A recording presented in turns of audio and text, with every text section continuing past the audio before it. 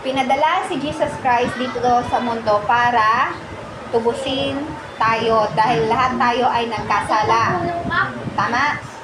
Lahat tayo nagkasala.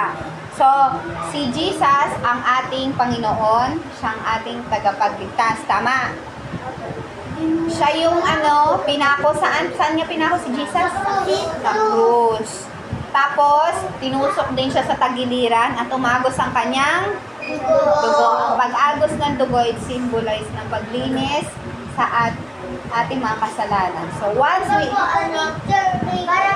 Yes, ipinako sa krus. Para bayaran yung ating kasalanan. Ano?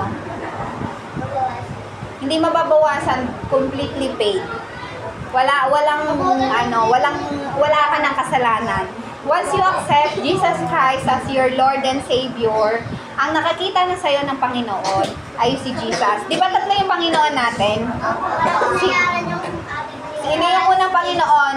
Jesus. Hindi. God. Gada.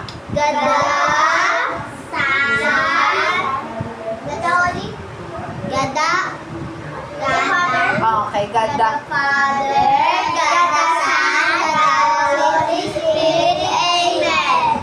Wala nang amen. God the Father, the Son, and the Holy Spirit.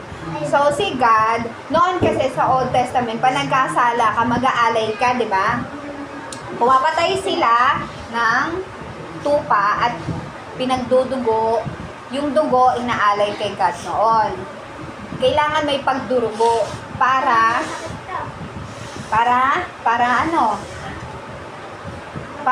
mapatawad tayo ng Panginoon. Pero dahil nung inaccept natin si Jesus Christ as our Lord and Savior, sino nang nakikita sa atin? Si Jesus na. So, ibig sabihin, ikaw, tinatanggap mo ba si Jesus Christ as your Lord? Ikaw. Di ba, nag-prayer of acceptance na tayo. So, si Jesus Christ na ang nakikita nyo. So, once you accept Jesus Christ, saan kayo mapupunta? Langit. So, mabait ang ating Panginoon kasi hanggang ngayon, hindi pa siya hindi pa bumabalik si Jesus. Kasi babalik talaga siya. Di ba, sabi sa Revelation, babalik si Jesus.